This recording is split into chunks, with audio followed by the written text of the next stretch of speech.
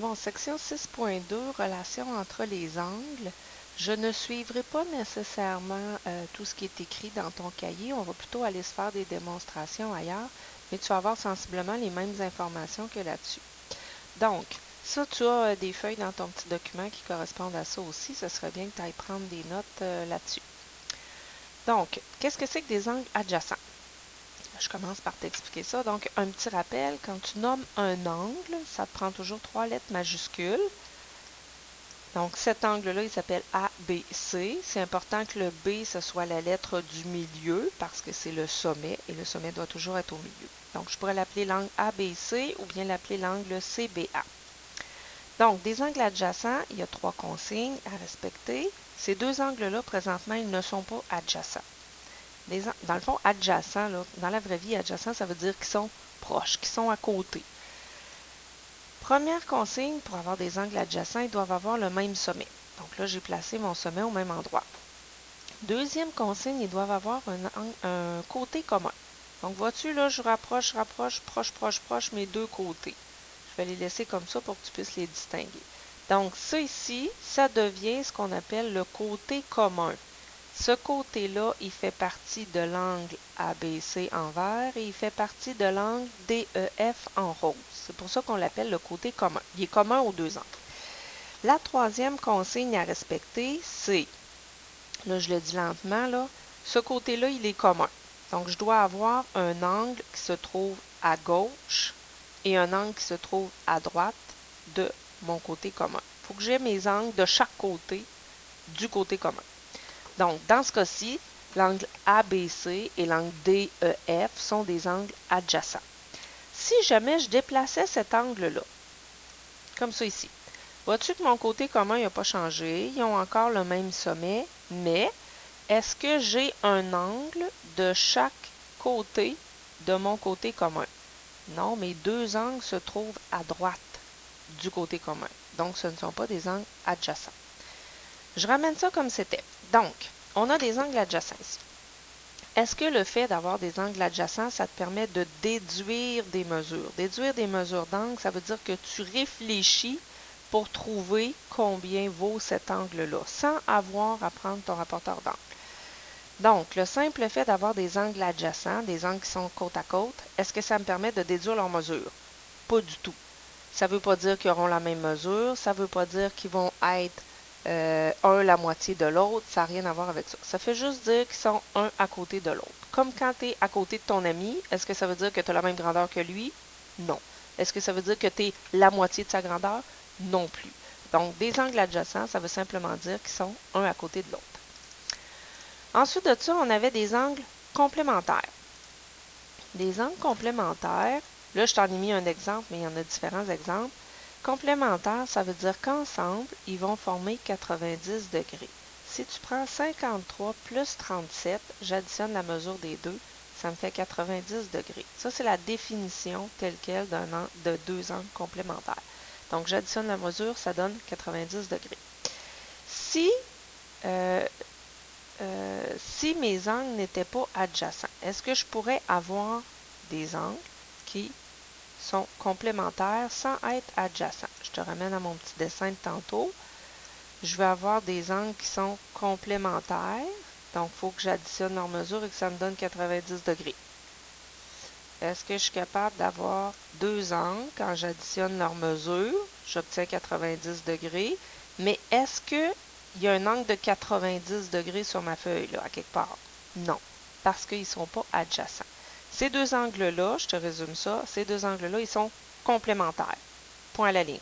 Parce qu'ensemble, ils donnent 90 degrés.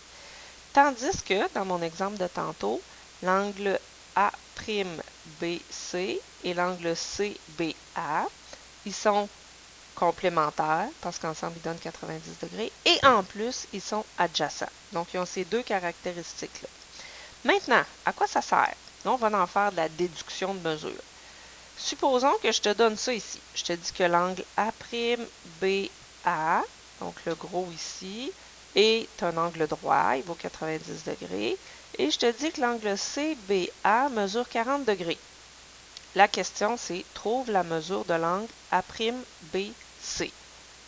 Donc, tu sais qu'ensemble, ils doivent donner 90. 90 moins le morceau de 40 degrés, ça veut dire que celui-là vaut 50 degrés. C'est comme ça qu'on fait de la déduction de mesure. Est-ce que le fait d'avoir une ligne ici, si on en a déjà parlé, est-ce que le fait d'avoir une ligne ici, c'est forcément pour séparer mon angle en deux parties égales? Pas du tout. Cette ligne-là, si elle ne porte pas le nom de bisectrice, si je ne te dis pas que c'est une bisectrice, ben, elle ne sépare pas ton angle en deux angles égaux. Tout simplement. On peut avoir une ligne en plein milieu d'un angle. Puis on peut l'avoir n'importe où ailleurs. Là. Ça ne veut pas dire que ça sera une bisectrice. Là. OK? Donc, des angles complémentaires, c'est qu'ensemble, ils forment 90 degrés. Le truc pour le retenir, complémentaire, ça commence par le son Q, comme dans 90. Donc, complémentaire, 90 degrés.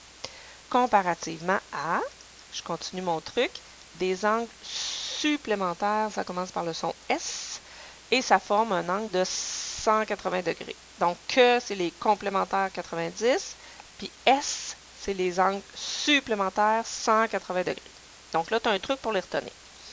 Fait que même principe, des angles supplémentaires, quand j'additionne leurs mesures, 131 plus 49, ça me donne 180 degrés. C'est la définition des angles supplémentaires. Ces deux angles-là, en plus d'être supplémentaires, ils sont aussi adjacents, parce qu'ils sont un à côté de l'autre. Okay? Est-ce que je pourrais aussi avoir des angles supplémentaires, mais qui ne sont pas adjacents? Est-ce que ça se pourrait? Je vais essayer de te faire ça, 100 degrés, comme ça. Donc, j'ai mes deux angles, 80 plus 100, ça fait bien 180, mais ils ne sont pas adjacents. Donc, ces deux angles-là, ils seraient supplémentaires, juste supplémentaires, tandis que ces deux angles-là, l'angle BAD et l'angle DAC, ils sont adjacents et supplémentaires. Bon, fait que si on se sert de ça pour faire de la déduction de mesure, je vais essayer d'enlever, non, pas lui, lui, comme ça. Donc, je te donne un angle. On va en prendre un qui se calcule bien, tiens. Je te donne l'angle BAD qui vaut 120 degrés. Et visiblement, sur ton dessin, on voit bien que l'angle BAC, c'est un angle plat, là. Hein? L'angle en rose, là, c'est un angle plat de 180 degrés. Donc, comment on dirait ça? Pour trouver la mesure de cet angle-là, ben, tu m'écrirais que l'angle DAC, il vaut 60 degrés parce que l'angle DAC et l'angle BAD forment un angle plat. Donc, tes justifications, là, tu les as toutes sur ton document. Je vais aller te montrer ça, ça ne sera pas bien long. Donc, ce que je te disais, la façon de présenter tes démarches, c'est ça ici. Donc, tu m'écrirais la mesure de tel angle, ce qu'on vient de trouver, c'était 60 degrés, je pense, parce que, et tu m'écris tout ça sur ta feuille. L'angle A et l'angle B forment un angle plat, donc ils sont supplémentaires. La même chose avec nos angles complémentaires. Tu m'écris ce que tu viens de trouver. Je viens de trouver la mesure de cet angle-là. Il vaut tant, parce que, puis le reste, c'est de la copie, là. L'angle A et l'angle B forment un angle droit, donc ils sont complémentaires. Ça, là, ce bout-là, là, en bleu, là, tu copies ça tel quel sur ta feuille. Il y a juste les noms d'angles qui vont changer, tout simplement. Donc, ensuite de ça, il nous restait à aller faire opposés par le sommet. Les angles opposés par le sommet, c'est les plus faciles à voir sur ta feuille parce que ça forme un X. À partir du moment où tu as deux droites qui se croisent, deux droites séquentes, il y a un X à quelque part, et forcément, il y aura des angles opposés par le sommet. Qu'est-ce que ça dit des angles opposés par le sommet? Bien, tu le vois bien, ils ont la même mesure. Donc, si je prends des angles qui sont face à face ou des angles opposés, tu peux le dire dans tes mots, ils auront toujours la même mesure. Fait que là, si tu es vide d'esprit, tu te dis, ouais, mais il y en a deux autres aussi qui sont opposés par le sommet. Et ils auront aussi la même mesure. Fait que là, je t'affiche les quatre juste pour que tu vois ce qui se passe. Peu importe de quelle façon est mon X, je pourrais même mettre des angles de 90 degrés partout, je vais toujours avoir deux paires d'angles opposés par le sommet. Les angles qui sont face à face, ils auront toujours la même mesure, ces deux-là avec ces deux-là. Et là, je t'amène un peu plus loin dans notre déduction de mesure. qu'est-ce qu'on pourrait dire de l'angle BAC et de l'angle BAD? Celui en orange puis celui en rouge. Qu'est-ce qu'ils ont de particulier? Quand tu fais 130 plus 50, ça fait 180 degrés.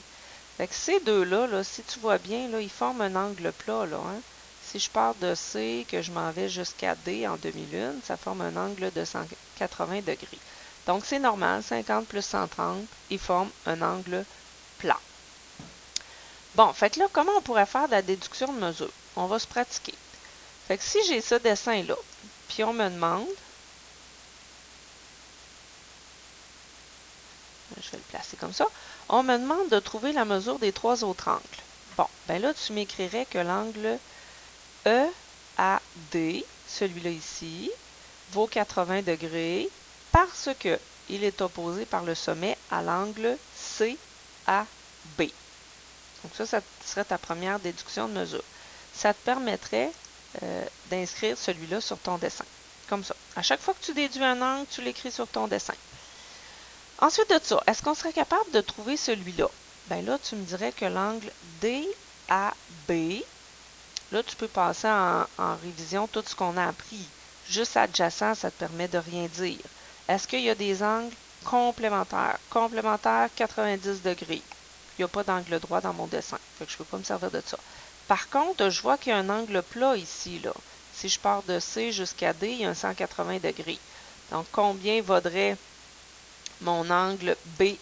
Tu m'écrirais la mesure de l'angle BAD vaut 100 degrés parce que il forme un angle plat avec l'angle CAB.